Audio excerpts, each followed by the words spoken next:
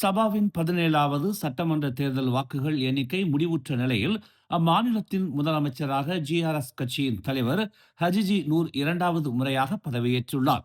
கொத்தகினபாலுவில் உள்ள இஸ்தானா ஸ்ரீ கினபாலுவில் சபா ஆளுநர் மூசா அமான் முன் ஹஜிஜி அதிகாலை 3:05 மணிக்கு பதவியேற்றார். 73 உறுப்பினர்களை கொண்ட மாநில சட்டமன்றத்தில் எளிய பெரும்பான்மைக்கு தேவையான 37 இடங்களை விட ஜிஆர்எஸ் அதிகாரப்பூர்வமாக 29 இடங்களை வென்றுள்ளது.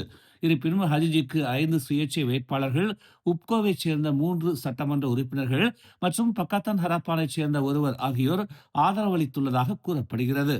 மேலும் ஸ்டார் கட்சியின் 2 சட்டமன்ற உறுப்பினர்களின் ஆதரவையும் கேடிஎம்மின் ஒருவரின் ஆதரவையும் பெற்றிருக்கலாம் என நம்பப்படுகிறது. ஜிஆர்எஸ்க்கு பிறகு அடுத்த பெரிய கட்சி வாரிசான் 25 இடங்களுடன் உள்ளது. அதே நேரத்தில் பரிசான் நேஷனல் 6 இடங்களை கொண்டுள்ளது.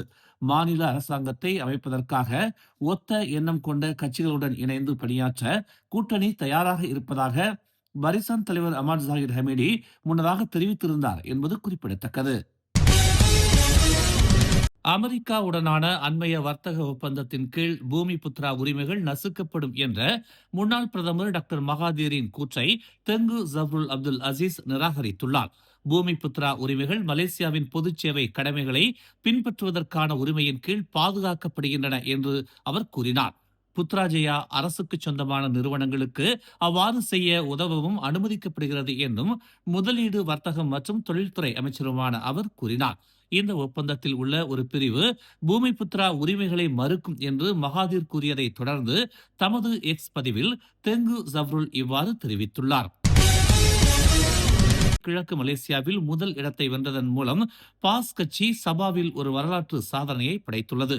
சபா பாஸ் கட்சியின் தலைவர் அலி அக்பார் குலாசான் கராம்புனை தொகுதியில் வெற்றியை தக்க வைத்துள்ளதாக தகவல்கள் தெரிவிக்கின்றன. முதல் முறையாக ஒரு தேர்தலில் போட்டியிட்டு அவர் பெரும் வெற்றி இது என்பது குறிப்பிடத்தக்கது. பாகிஸ்தான் முரூட் வம்சாவளியைச் சேர்ந்த அலி அக்பார் மலேசியா சபா பல்கலைக்கழகத்தின் முன்னாள் விரிவுரையாளர் ஆவார். அவர் மலேசியா பல்கலைக்கழகத்தில் நகர்ப்புற புவியியலில் முனைவர் பட்டம் பெற்றுள்ளார். கிழக்கு மலேசியாவில் பாஸ் கட்சி நீண்ட காலமாக தன்னை நிலைநிறுத்திக் கொண்டாலும் சபா அல்லது சராவாக்கில் நாடாளுமன்ற அல்லது மாநில தொகுதியில் வெற்றி பெறுவதில் அக்கட்சி இதற்கு முன்பு ஒருபோதும் வெற்றி பெற்றதில்லை என்பது குறிப்பிடத்தக்கது.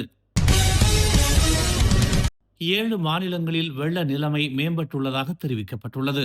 தற்காலிக நிவாரண மையங்களில் தங்க வைக்கப்பட்டுள்ளவர்களின் எண்ணிக்கை நேற்று பிற்பகலுடன் ஒப்பிடும் போது இரவு 8 மணி நிலவரப்படி குறைந்துள்ளது.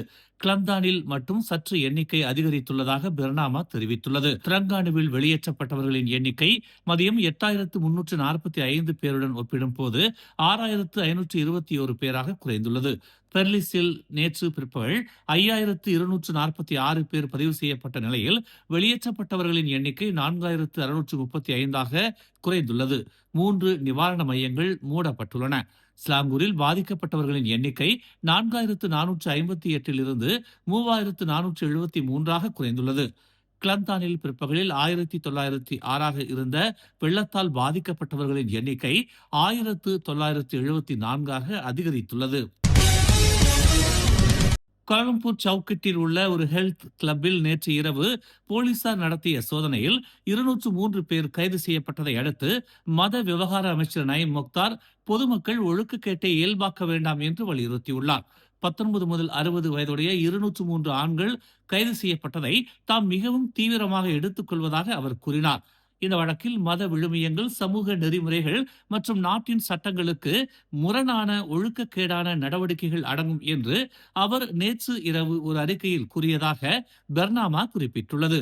எதிர்கால சந்ததியினருக்கு தீங்கு விளைவிக்கும் மற்றும் நாட்டின் கண்ணியத்தை குறை மதிப்பிற்கு உட்படுத்தும் ஒழுக்கக்கேடான பிரச்சனையை இலகுவாக எடுத்துக் கொள்ளாதீர்கள் என்று அவர் எச்சரித்தார். கைது செய்யப்பட்ட முஸ்லிம் ஆண்கள் மேலதிக விசாரணைகளுக்காக அதிகாரிகளிடம் வாக்குமூலம் அளிக்க நோட்டீஸ் அனுப்பப்பட்டுள்ளதாக அவர் சுட்டிக்காட்டினார். கைது செய்யப்பட்டவர்களில் 17 பேர் அறுவை சிகிச்சை நிபுணர்கள், துணை அரசு வழக்கறிஞர்கள், ஆசிரியர்கள் மற்றும் அமலாக்க பணியாளர்கள் உட்பட அரசு ஊழியர்கள் அடங்குவர் என்பது குறிப்பிடத்தக்கது. பிரதமர் டதஸ்ரீ அன்வார் இப்ராஹிம் நேற்று மாட்சிமை தங்கிய மலேசிய மாமன்னர் சுல்தான் இப்ராஹிம் மற்றும் ஜொஹூர் ஆட்சியாளர் துங்கு மகோதா இஸ்மாயில் ஆகியோருடன் நாட்டின் பொருளாதார வளர்ச்சி மற்றும் ஜொஹூர் வளர்ச்சி வாய்ப்புகள் குறித்த கருத்துக்களை பரிமாறிக்கொண்டதாக தெரிவித்துள்ளார். மூவாரில் உள்ள தஞ்சோங் எமாஸில் மகாராணி ஃப்ரீபோர்ட் தொடங்கப்பட்டதை தொடர்ந்து மாநிலங்களுக்கு இடையேயான சமநிலையான வளர்ச்சியை பாதுகாப்பதன் அவசியத்தையும் பேசியதாக அவர் கூறினார். நாட்டின் போட்டித் தன்மையை வலுப்படுத்துவதற்கான மடானி அரசாங்கத்தின் உறுதிப்பாட்டையும் தாம் பகிர்ந்து கொண்டதாக அவர் கூறினார். இதனால் ஒவ்வொரு வளர்ச்சி முயற்சியும் இந்நாட்டின் ஒவ்வொரு மூலையிலும் உள்ள மக்களால் உணரக்கூடிய உண்மையான நன்மைகளை வழங்க முடியும் என்று அன்வார் தமது முகநூல் பதிவில் தெரிவித்துள்ளார். மூவாரின் தஞ்சோங் எமாஸில் உள்ள மகாராணி எனர்ஜி கேட்வே வளாகத்தில் அமைந்துள்ள நாட்டின் முதல் வரி இல்லாத எரிசக்தி இலவச துறைமுகமான மகாராணி ஃப்ரீபோர்ட்டை தொடங்கி வைக்க சுல்தான் இப்ராஹிம் நேற்று ஒப்புதல் அளித்தார். மேலும் செய்திகளை தெரிந்து கொள்ள தமிழ் மலர் இணையதளம், தமிழ் மலர் செயலி மற்றும் மலர் டிவி யூடியூப் சேனலை வலம் வாருங்கள். எங்களோடு இணைந்திருக்க மலர் டிவியை பதிவு செய்து கொள்ளுங்கள். உறவுகள் மகிழ்ந்திட விருப்பம் மற்றும் பகிர்வு சேவையை சொடுக்கிடுங்கள்.